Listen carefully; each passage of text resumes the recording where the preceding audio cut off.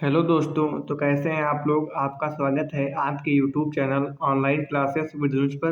तो जैसा कि आप लोग देख रहे हैं, आज हम कक्षा 10 गणित की प्रश्नावली 4.3 की प्रश्न संख्या 10 और 11 दोनों को देखने वाले हैं। 10 नंबर क्वेश्चन आपके सामने है, 11 इसके अगले पेज पर हम डिस्कस करने वाले हैं। ठीक, तो ये दोनों क्वेश्चन ज़्यादा महत्वपूर्ण हैं बोर्ड परीक्षा की दृष्टि से। तो चलिए इसको हम अच्छे तरीके से देखते हैं। दिया है, मैसूर और बेंगलोर के बीच 132 किलोमीटर यात्रा करने में एक एक्सप्रेस रेलगाड़ी सवारी गाड़ी से 1 घंटा समय कम लेती है। अगर जो इनके बीच में स्टेशन है, अगर उनको ध्यान में जहाँ पर वो रुकती है, इनके बीच में जो स्टेशन है उन वहाँ पर जो रुकती है उसमें जो समय लगा उसको ध्यान में ना लिया जाए। यदि एक्सप्रेस रेलगाड़ी की औसत चाल सवारी गाड़ी की औसत चाल से 11 किलोमीटर अधिक हो तो दोनों रेलगाड़ियों की औसत चाल ज्ञात कीजिए। ठीक, क्वेश्चन में दिया है कि जो एक्सप्रेस रेलगाड़ी है वो सवारी गाड़ी की अपेक्षा 132 किलोमीटर दूरी तय करने में 1 घंटा समय कम लेती है। इसका मतलब है कि एक्सप्रेस रेलगाड़ी जो हमारी है वो तेज चलती है। ठीक, और कितना तेज चलती है, लिखा है 11 किलोमीटर प्रति आवर, उसकी चाल अधिक हो। ठीक, तो हम मान लेंगे हमको ज्ञात करनी है दोनों रेलगाड़ियों की औसत चाल। तो हम यही मान लेंगे पहले कि माना सवारी गाड़ी की औसत चाल और माना एक्सप्रेस रेलगाड़ी की औसत चाल। हमने लिखा है कि माना सवारी गाड़ी की औसत चाल। अब औसत चाल हमको पता तो है नहीं, तो कुछ भी मान सकते हैं। मान लेंगे कि x किलोमीटर प्रति घंटा है, x किलोमीटर प्रति घंटा है। अब हमारे प्रश्न में कह रहा है कि एक्सप्रेस रेलगाड़ी की चाल सवारी गाड़ी की चाल से 11 किलोमीटर अधिक है। तो इसकी है x 11 किलोमीटर अधिक, मतलब इसमें हम 11 जोड़ देंगे तो x प्लस 11 किलोमीटर प्रति आवर इसकी चाल हो जाएगी। ये हमको प्रश्न में दिया है। ठीक, अब दूरी तो दोनों के लिए समान है। दूरी कितनी है, 132 किलोमीटर। तो हम दूरी लिख लेंगे, दूरी 132 किलोमीटर, 132 किलोमीटर। अब हमको यहाँ पर चाल दिया है, दूरी दी है, तो हमको ये हम याद कर सकते हैं कि सवारी गाड़ी को 132 किलोमीटर दूरी तय करने में कितना समय लगा और एक्सप्रेस रेलगाड़ी को 132 किलोमीटर दूरी तय करने में कितना समय लगा। ठीक, तो हम लिख लेंगे कि माना सवारी गाड़ी को 132 किलोमीटर दूरी तय करने में लगा समय। अब आप जानते हैं समय बराबर होता है दूरी बटे में चाल, दूरी बटे में चाल। तो दूरी सबकी बराबर है 132 किलोमीटर, इसकी चाल है x किलोमीटर प्रति घंटा, तो ये इसको समय लगेगा। अब एक्सप्रेस रेलगाड़ी को दूरी सबकी 132 किलोमीटर है और इसकी चाल 11 किलोमीटर अधिक है, मतलब इसकी चाल है x प्लस 11। ये हो जाएगा घंटे, क्योंकि समय हमेशा घंटे में होता है। घंटे यहाँ पर लिख देंगे घंटे, यहाँ पर भी लिख देंगे घंटे। अब हम देख रहे हैं तो कह रहा है कि एक्सप्रेस रेलगाड़ी को सवारी गाड़ी की अपेक्षा 1 घंटा कम समय लगता है। तो यहाँ से हम लिखेंगे प्रश्नानुसार, लिखेंगे प्रश्नानुसार, प्रश्नानुसार 1 घंटा कम समय लगता है किसको, एक्सप्रेस रेलगाड़ी को। पहले हम दोनों को बराबर लिख लेंगे कि हाँ दोनों को बराबर समय लगता है। तो 132 बटे एक्स, ये दोनों समय ही तो हैं, 132 एक्स प्लस 11। अब 1 घंटा कम किसको लगता है, लगता है एक्सप्रेस रेलगाड़ी को। एक्सप्रेस रेलगाड़ी का समय है ये वाला। अगर इसको 1 घंटा कम समय लगता है, मतलब इससे हम माइनस करेंगे। जब माइनस करेंगे तो हमारा यहाँ पर बराबर है, तो बराबर चिन्ह का कोई मतलब नहीं रह जाएगा। इसलिए अगर हम इसको बराबर करना चाहते हैं तो इसमें प्लस कर दें। आपको ये याद रखना है। अब 1 घंटा कम इसको लग रहा है तो आपको माइनस करना चाहिए था, लेकिन हमने बराबर लगाया इसलिए हमने प्लस कर दिया। चाहे इधर प्लस करें चाहे इधर माइनस करें, क्योंकि 1 घंटा इसको कम लग रहा है तो हम इसको कम करेंगे, तब हमारा बराबर का जो चिन्ह लगाया है इसका मतलब निकलेगा। ठीक, अब हम क्या करेंगे, 132 बटे में एक्स। अब ये प्लस का पूरा पद है, ये इधर आएगा माइनस का हो जाएगा, एक्स प्लस 11 बराबर में क्या बचा, 1, जो कुछ नहीं तो 1 बचेगा। ठीक, हमने ये वाला पद इधर ले लिया, ये प्लस का था तो माइनस का हो गया, बराबर में कुछ नहीं होता तो 1 बचा। अब हम इसमें 132 कॉमन ले लेंगे, तो यहाँ पर क्या बचेगा, 1 बचेगा। यहाँ पर क्या बचेगा, 1 बटे में एक्स प्लस 11, 11 बराबर में 1। ठीक, अब 132 इसमें हम लेंगे एलसीएम। एलसीएम हमारा क्या मिल जाएगा, नीचे नीचे की गुणा कराएंगे तो x और x प्लस 11 की गुणा ये आ जाएगी। और एलसीएम में करते क्या है, कैंची गुणा कराते हैं। x प्लस 11 की 1 से कराएंगे तो x प्लस 11, अब 1 की x से कराएंगे तो हो जाएगा x, चिन्ह है माइनस का तो बीच में माइनस लगा देंगे, ठीक, बराबर में 1। ये प्लस का x है, ये माइनस का x, तो ये कट जाएगा, ठीक। तो 132 यहाँ फिर से लिख लेंगे, 132 और ब्रैकेट में 11। अब इस वाले x के अंदर गुणा करा लेंगे, तो x से जब x की गुणा होगी तो हो जाएगा x स्क्वायर। अब इस वाले x के जब 11 से होगी तो हो जाएगा 11x बराबर में 1। अब जब 132 की हम 11 से गुणा कराएंगे, 132 की 11 से गुणा कराएंगे, जब हम 132 की 11 से गुणा कराएंगे तो आएगा 1452, 1452 बटे में क्या हमारा एक्स स्क्वायर प्लस का 11x बराबर में 1। अब हम इसके बटे में 1 मान लेंगे, कैंची गुणा करा लेंगे, यहाँ पर कह देना कैंची गुणा करा लेंगे, ठीक। तो जब एक की एक्स स्क्वायर प्लस 11x से होगा तो वही हो जाएगा एक्स स्क्वायर प्लस 11x। जब 1 से 1452 की होगी तो तब भी वही आ जाएगा, तो एक्स स्क्वायर प्लस में 11x। अब ये यहाँ पर 1452 प्लस का है, बराबर के इधर आएगा तो माइनस का हो जाएगा। अब बराबर में कुछ नहीं तो 0 बचेगा। अब ये हमारा बन गया द्विघात समीकरण, इसको हम हल कर सकते हैं आसानी से। अब कैसे करेंगे कि जो हम अगर ऐसी कोई दो संख्याएं मिलें कि जिनकी हम गुणा कराएं तो 1452 आए, उनको अगर आपस में घटा दें तो हमारा 11 आए, तो ऐसी संख्याएं हमारी होंगी 44 और 33। अगर यहाँ पर आप देखेंगे तो अगर हम 44 और 33 की गुणा कराएंगे तो हमारा 1452 बनेगा। अगर इससे घटा देंगे तो हमारा 11 आंसर आ जाएगा। तो इसलिए हमारी ये दो संख्या हो जाएंगी, आप इसके फैक्टर करके निकाल सकते हैं आसानी से, ठीक। तो इसकी जगह पर लिख देंगे 44 माइनस 33, क्योंकि 44 से 33 जाएगा 11 बचेगा, 1452 बराबर में 0। एक्स स्क्वायर प्लस, अब x की जब 44 से होगी तो 44x, जब 33 से होगी तो 33x माइनस का 1452 बराबर में 0। यहाँ पर एक्स स्क्वायर है, यहाँ पर 44x है, पहले हम इन दोनों में कॉमन देखेंगे फिर इन दोनों में। अब इसमें हमको कॉमन क्या मिल जाएगा, x। जब यहाँ से एक्स स्क्वायर से कॉमन x निकालेंगे तो बचेगा केवल x, और यहाँ पर बचेगा केवल 44। कॉमन का मतलब होता है कि जिन संख्याओं में हम जिसमें कॉमन ले उसमें उसका पूरा, जैसे हमने इसमें x का कॉमन लिया तो पूरे में x का भाग कर रहे हैं। अब एक्स स्क्वायर में x का भाग करेंगे तो x आएगा, और 44x में x का भाग करेंगे तो x से x कट जाएगा, जब बचेगा 44। यहाँ पर हम माइनस का 33 कॉमन ले लेंगे तो यहाँ पर बचेगा x। अब माइनस से जब हमने कॉमन लिया तो अंदर के चिन्ह बदल जाएंगे, तो ये हो जाएगा प्लस, बचेगा 44। जब आप 1452 में 33 का भाग देंगे तो 44 आएगा, ठीक। अब ये दोनों ब्रैकेट आपके सेम है तो उसको एक बार लिख लेंगे, चाहे कॉमन ले लेंगे। हमारा बचा क्या, x माइनस का 33, तो इसको एक पास लिख लेंगे बराबर में 0। अब एक बार इसको 0 के बराबर करेंगे, एक बार इसको 0 के बराबर करेंगे, तो x प्लस 44 बराबर में 0, तो x बराबर हो जाएगा माइनस 44, क्योंकि बराबर के उस पार जाएगा चिन्ह बदल जाएगा, और x माइनस 33 बराबर में 0, तो x बराबर हो जाएगा प्लस का 33, ठीक। तो हमारी ये माइनस वाली वैल्यू जो होगी ये अमान्य हो जाएगी, क्योंकि हमारी जो चाल होगी, हमने चाल को माना था x, तो x कभी मतलब चाल हमारी माइनस में होगी नहीं, चाल 0 हो सकती है लेकिन कभी ऋणात्मक नहीं होगी। तो हमारा x का माना है 33, और हमने x को माना था सवारी गाड़ी की औसत चाल, हमने x को माना था सवारी गाड़ी की औसत चाल, तो x का माना है 33। अब इसमें हम वैल्यू रख देंगे, ठीक। तो हमने लिख लिया कि अतः हमको याद करना था कि दोनों रेलगाड़ियों की औसत चाल, तो सवारी गाड़ी की औसत चाल x का माना है 33, तो 33 किलोमीटर प्रति आवर जो है प्रति घंटा सवारी गाड़ी की चाल है, और एक्सप्रेस रेलगाड़ी का था x प्लस 11। अब x का माना है 33, तो 33 प्लस में 11 यानी कि 44 किलोमीटर प्रति घंटा एक्सप्रेस रेलगाड़ी की चाल है, तो यही आपका आंसर हो जाएगा। तो हमारा जो हमने इस वीडियो में 2 क्वेश्चन कराने के लिए कहा था, तो अब हमारा एक होगा, अब दूसरे के बारे में बात करेंगे।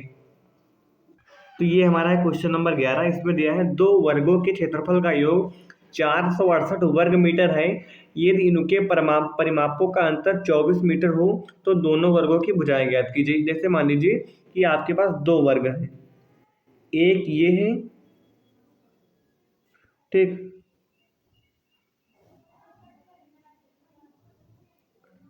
और इसकी भुजा हमने मान लिया x है और इसकी भुजा मान लिया हमने y, ठीक। अब कह रहा है दो वर्गों के क्षेत्रफलों का योग 468 वर्ग मीटर है।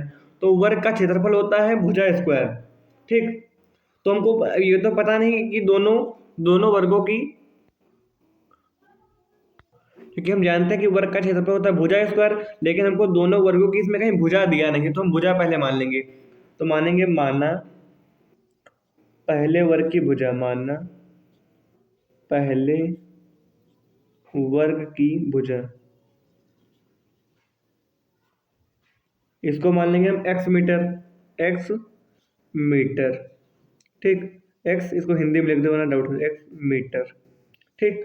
तो दूसरे वर्ग की भुजा मान लेंगे वाई मीटर, दूसरे वर्ग की भुजा भुजा हो जाएगी वाई मीटर। अब आप लोग जानते हैं कि वर्ग का क्षेत्रफल होता है, वर्ग का क्षेत्रफल होता है भुजा स्क्वायर, वर्ग का क्षेत्रफल, क्षेत्रफल ये होता है भुजा स्क्वायर, भुजा स्क्वायर, ठीक। और वर्ग का परिमाप होता है, परिमाप, चार गुणे में भुजा, चार गुणे में भुजा। ये दोनों हमने फार्मूले आपको लिख दिया जो इसमें बाद में यूज होंगे, ठीक। तो कह रहा है दो वर्गों के क्षेत्रफल, तो पहले वर्ग की भुजा जब x मीटर है तो इसका क्षेत्रफल क्या हो जाएगा, भुजा स्क्वायर, भुजा कितनी है x, तो यानी कि x का स्क्वायर, और दूसरे वर्ग की भुजा क्या है y, यानी कि y का स्क्वायर।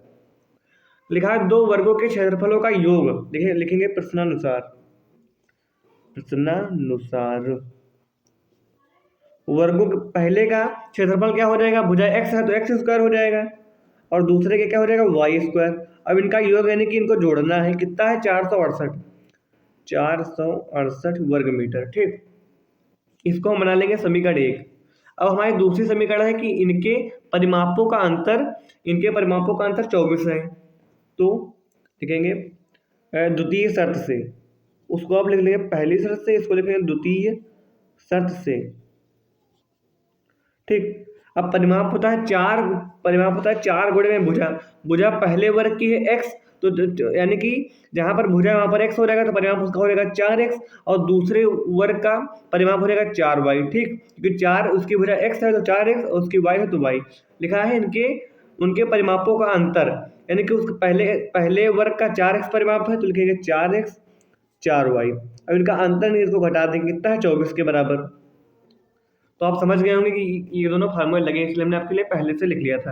अब इसमें हम चार कामन ले लेंगे तो बचेगा x माइनस वाई बराबर में 24, तो x माइनस वाई बराबर में 24, और ये यहाँ पर चार गुणे में है तो बराबर के इधर आएगा, हो जाएगा बट्टे में, तो x माइनस वाई बराबर 4 छंग 24, तो x माइनस वाई बराबर हो जाएगा 6, ठीक। तो यहाँ से अगर हम x का मान निकालें तो x बराबर आ जाएगा 6, ये माइनस का y आ जाएगा प्लस का y, ठीक। इसको हम रख सकते, इसको हम मान लेंगे समीकरण 2, समीकरण 2। अब हम ये वाला x का मान समीकरण 1 में रख सकते हैं, क्योंकि x की वैल्यू आई है, हमको लिखेंगे x का मान समीकरण 1 में रखने पर, लिख देंगे x का मान समीकरण 1 में रखने पर। समीकरण 1 क्या है हमारी, x square plus y square बराबर में 468, x का मान हमारा है 6 प्लस वाई, इसकी जगह पर 6 प्लस वाई रख देंगे, पूरे का होल हाफ स्क्वायर,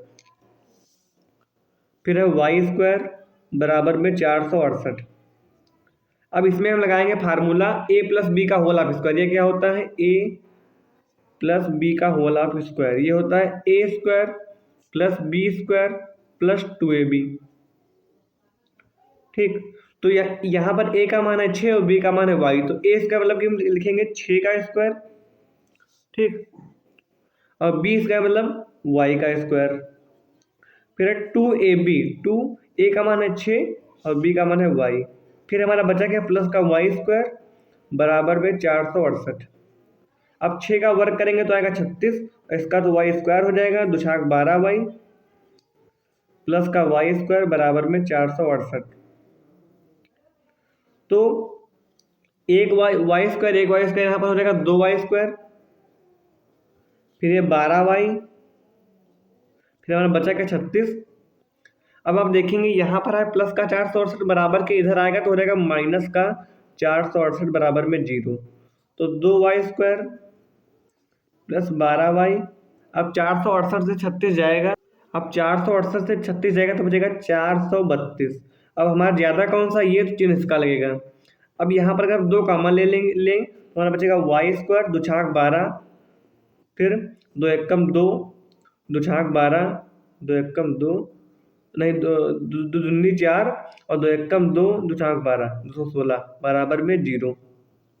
ठीक, अब ये वाला 2 चला जाएगा 0 के बटे में, तो 0 के बटे में जाएगा तो 0 ही हो जाएगा, यानी कि हमारी इक्वेशन बनेगी ये।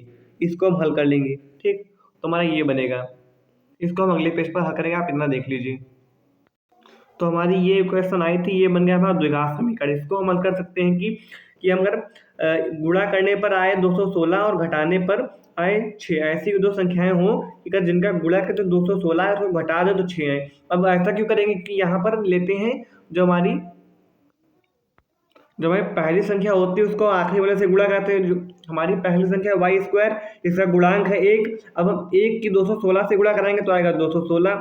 यहाँ पर है चिन्ह माइनस का, यानी कि घटाने पर ऐसी 2 संख्याएं हो कि अगर उनकी हम गुणा कराएं तो 216 है, अगर उनको आपस में घटाएं तो 6 है। ऐसी संख्या हमको ढूंढनी है।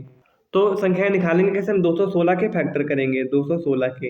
अब इसको हम 2 से काटेंगे तो 2 एकम 2, ये आ जाएगा 108। फिर 2 से काटेंगे तो आ जाएगा 54। फिर 2 से काटेंगे तो आ जाएगा हमारा 27। फिर काटेंगे हम 3 से तो 3 नवैया 27। फिर हम काटेंगे 3 से तो 3 तिरक्का 9, 3 एकम 3। अब हमको 2 संख्याएं ऐसे ढूंढनी है, तो 3 तिरक्का दूनी 4, दूनी 8, 8 दूनी 4, दूनी 8, 8 तिरक 24, 3 तिरक्का 9, ये नहीं बना। 3 तिरक्का 9 दूनी 18, 3 दूनी 6। देखिए यहाँ पर 3 तिरक्का 9 दूनी 18, यहाँ पर आया 18 हमारा, और 3 दूनी 6, 6 दूनी 12, यानी कि 18 अगर माइनस 12 करें तो आएगा हमारा 6। 18 12 की गुणा आएगी 216, 18 और 12 की गुणा करेंगे तो आएगा 216। तो हमको ऐसी संख्याएं निकाली जाती है, आपको हमने फैक्टर करके बता दिया। तो y², अब हमारा लिखेंगे इसकी जगह पर 18 माइनस में 12 y माइनस का 216 बराबर में 0। तो y² ये हो जाएगा 18y माइनस का 12y, हमने y के अंदर गुणा कराई है, माइनस का 216 बराबर में 0। अब इन दोनों में हम कॉमन लेंगे पहले, फिर बाद में इन दोनों में। तो इसमें कॉमन हमको मिल जाएगा y, तो हमारा बचेगा 1y, फिर बचेगा यहाँ पर 18। यहाँ पर माइनस का 12 कॉमन ले लेंगे, तो 12 कॉमन लेने का मतलब क्या है कि हम पूरे में 12 का भाग करेंगे। तो 12y में 12 का भाग करेंगे तो बचेगा y। अब यहाँ पर माइनस देखो तो ये अंदर चिन्ह बदल जाएंगे, ये हो जाएगा प्लस। 216 में 12 का भाग करेंगे तो आएगा हमारा 18 बराबर में 0। अब ये दोनों ब्रैकेट आपको सेम दिख रहे हैं तो इसको हम एक बार लिख लेंगे, चाहे कॉमन ले लेंगे, ये भी आप कह सकते हैं। हमारा बचा क्या, y माइनस 12, y माइनस 12 बराबर में 0। ठीक, तो एक बार हम इसको 0 के बराबर करेंगे, एक बार इसको, तो y प्लस में 18 बराबर में 0, फिर y माइनस 12 बराबर में 0। तो ये आ जाएगा y बराबर माइनस 18, क्योंकि ये प्लस का है, उधर जाएगा तो माइनस का हो जाएगा। ये हो जाएगा y बराबर प्लस का 12। अब माइनस का की वैल्यू मान तो नहीं होगी क्योंकि वर्ग का क्षेत्रफल माइनस में तो हो नहीं सकता। आपसे कहा जाए ये भुजा 2 मीटर है, लेकिन आपसे कहा जाए -2 है, तो -2 का मतलब 0 से भी कम, तो ये तो अमान्य हो जाएगा, लिखेंगे अमान्य। अब हम चलते हैं अपने प्रश्न की तरफ। हमको इसमें ज्ञात करनी थी दोनों वर्गों की भुजाएं। तो हमने पहले वर्ग की भुजा माना है x मीटर और दूसरे वर्ग की भुजा माना है y मीटर। तो हमारा y का मान आ गया है 12। अब आप देखेंगे हमारा y का मान तो 12 आ गया, लेकिन हमारा x का मान नहीं आया। तो x का मान, अगर हम x का मान समीकरण 2 में रख दे, अगर y की वैल्यू जो हमारी आई समीकरण 2 में रख दे, लिखेंगे यहाँ पर कर दे, यहाँ पर कर दे, लिखेंगे, आप आगे कर लेना अपनी कॉपी में। ठीक, लिखेंगे y का मान हमारा आया है 12। y का मान समीकरण 2 में रखने पर, 2 में रखने पर आप लिख लेना। x बराबर होता है 6 प्लस में y, ये आपको दिया है। अब y का मान आया है 6 प्लस में 12, तो x बराबर हो जाएगा 18। ठीक, तो यहाँ पर हमने लिखा था, आप ये भी देख लीजिएगा। तो हम अतः हमारा आंसर हो जाएगा अतः दोनों वर्गों की भुजाएं ज्ञात करना था, तो लिखेंगे अतः। तो हमारा ये आंसर आ जाएगा। हमने x का मान हमारा 18 है, y का मान 12, तुम्हारा यही आंसर हो जाएगा। तो हमने दोनों प्रश्नों को आपको आपके सामने बहुत आसानी से रखने की कोशिश की। तो अगर वीडियो अच्छी लगी हो तो चैनल को सब्सक्राइब कर दीजिएगा, वीडियो को लाइक कर दीजिएगा।